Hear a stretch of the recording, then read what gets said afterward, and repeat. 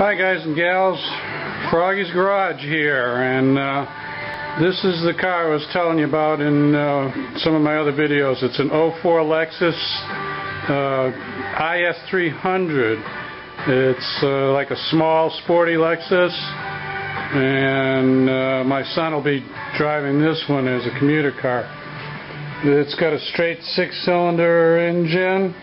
It's got 4 overhead cams and 24 valves, 12 intake, 12 exhaust. Pretty cool engine.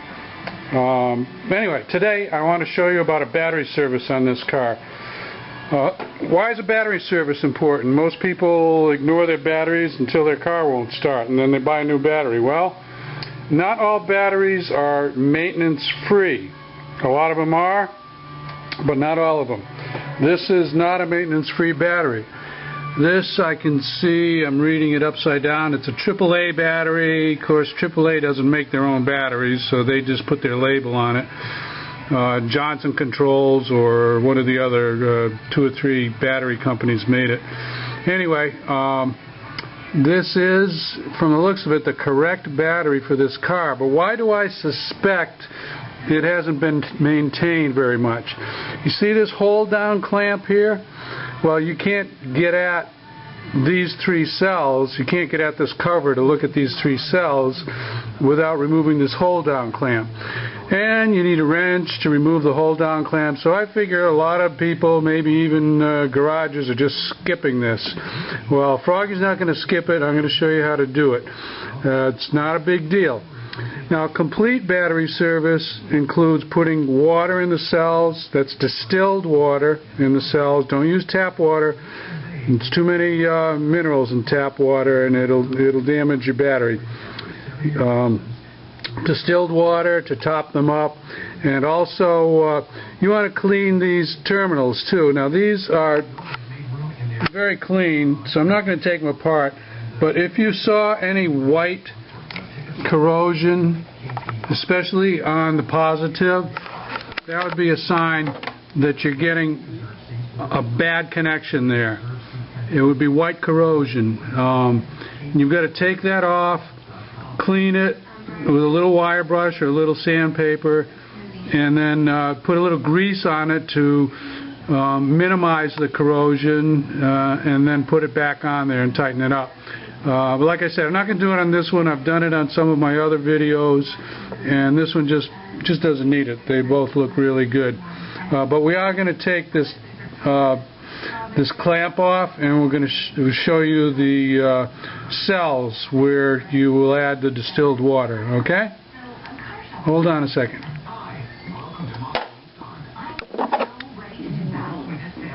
This is a, I think it's a 10 millimeter. Yeah, it's a 10 millimeter. And you're not going to be able to use, you can use a socket on this side, but you see this one? You got to get in underneath this little lip here. Let me light it up for you. See, there's a little lip there, so you can't get a socket on it. So you're going to have to use an open end wrench, which is what I've got. On the back, the back clamp has a little J-hook. See the little J-hook? So you don't even actually have to take that nut all the way off. You just lengthen it, and the J-hook falls out. It goes into a little hole on the back side, which I'm probably not going to be able to show you. On the front, it's got another rod, the threaded rod that goes down there. There might be a J-hook on the bottom of that, or it might be something else. But the point I want to make right now is when you take these nuts off, don't drop them. If you drop a nut down there somewhere, I guarantee you it's going to go into a hard to reach place, and you're going to spend an hour trying to find the nut, and it only takes you like less than 10 minutes to do the battery service. So we'll carefully take this out, put it to the side. Now we need a little screwdriver to get these off.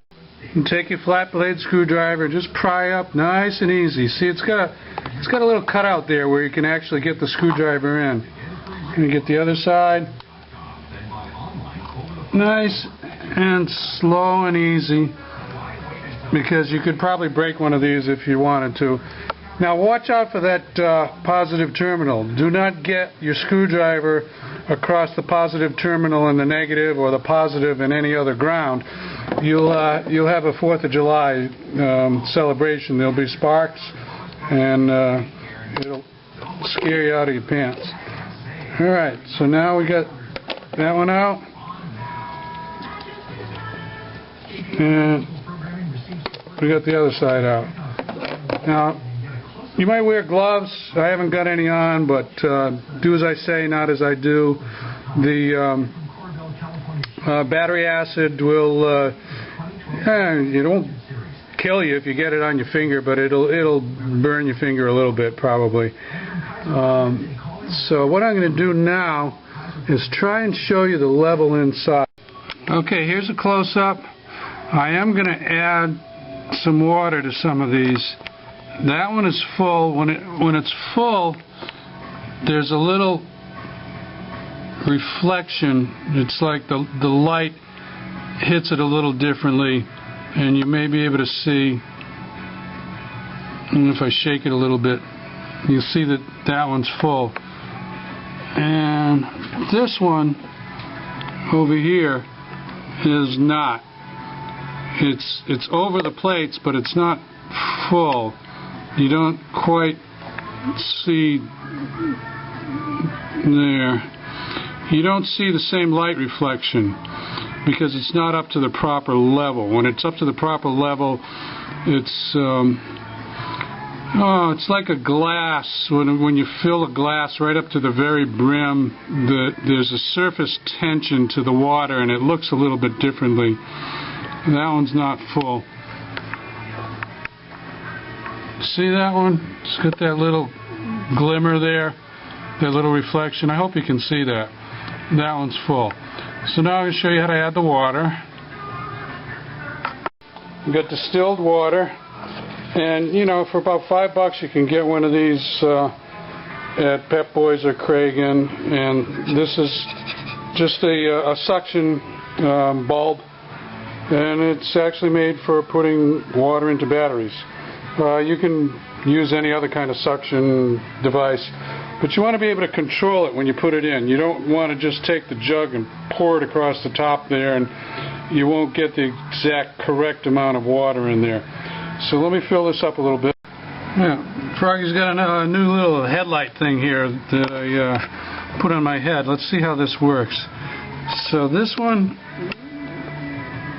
is the one that's not quite full. So you see how I'm just kind of dribbling that water in there?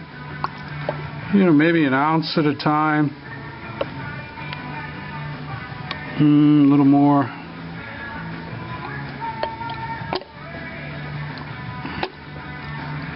You know, you're not filling up just that little hole there. It's the water spreads out inside. A little more.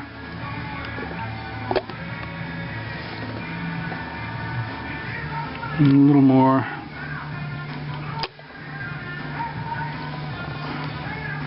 Yeah, I think it's there. A little more. Yeah. Okay, now I can see that reflection thing that I was telling you about, describing to you. Let's do that one. Just a couple of drops on that one. A little more here. Let's put some in there. So this bulb will hold quite a lot of water, so I don't have to go back to the well so often. A little more there.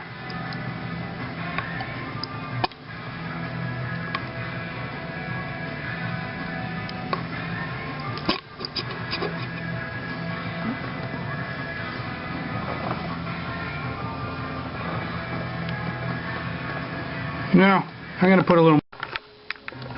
See, what I want to show you is there's a little... There, a little slot. See it right there?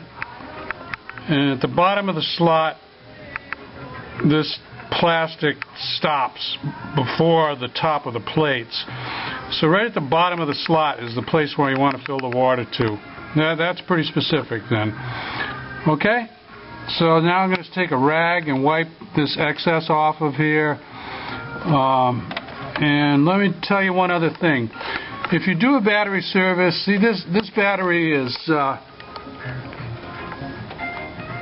I don't know if you can read that there, but it's 08. This battery was put in the car in December of 08. Yeah, I think you can see that there. So the battery's good for 3 years for sure. 4 or 5 years, you're doing great. After 5 years, you're on borrowed time.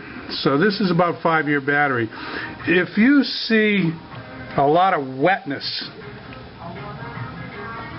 just wetness after you've dried this off good and you drive the car for a few weeks, that means your battery's getting recharged a lot. Why is it getting recharged a lot? Because it's not holding a charge very good. It's probably on its last legs. So whenever you see a battery that's got a lot of wetness around here, around these filling holes, see if you can figure out how old it is, and you might want to replace it before you break down somewhere in the middle of nowhere and you can't start your car. Okay? So I'm going to wipe this off. I'm going to put that back on. Oh, I want to show you how to get those clips back in. Hold on. I want to show you what I did. This little J-hook was being a son of a gun to get back in there, so I put it in my vise and I opened up the J a little bit so it wasn't so tight. So it should go in okay now. Little trick for you. The place where that J-hook goes, there's 2 holes. There's like a little upper hole and a little bit bigger lower hole. I put it in the lower hole and got this bracket on here and put the nut down as tight as I could, finger tight, so that it wouldn't fall out of the hole. And that seemed to work the best, the lower hole. Now I'm going to do the front here. This front one stays in place pretty good. I just move it over with my finger and right like that. This is where I need 3 hands. There. Okay. So now remember what I said about don't drop the nuts. So get these both down finger tight. This battery actually might be a little bit small. Oh boy, it came out of the hole. The back one came out of the hole. I'm going to have to do that over again. Okay, got to go off camera here for a second. Okay, I got it back in the hole. No big deal. What I was saying is this battery looks to be a little smaller than the hold-down clamp, but it's very solid. I tightened it up and I can't move it a bit. So, yeah, you might check it in a couple of weeks, see if it loosens up, but you don't want to over-tighten these, but snug them down. Don't put a torque wrench on them or anything like that, for crying out loud. There. Okay. So remember what I told you? If you see that white fuzzy stuff, you've got to do a service on this positive terminal or the negative terminal. Usually it's the positive. Watch out you don't short out across this positive terminal. That's why they have this rubber boot on there. And that's about it.